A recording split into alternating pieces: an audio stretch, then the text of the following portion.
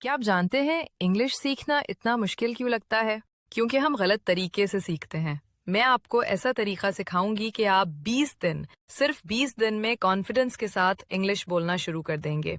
अगर आप वाकई इंग्लिश सीखना चाहते हैं तो जल्दी से वीडियो को लाइक करें और कमेंट में यस लिखकर बताएं कि आप तैयार हैं।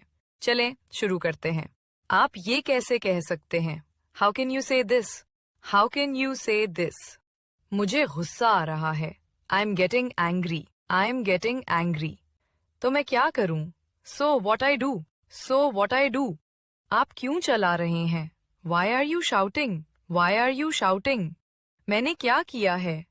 What have I done? What have I done? मैंने आपको कल बताया था। I told you yesterday. I told you yesterday. मुझे याद नहीं। I don't remember. I don't remember.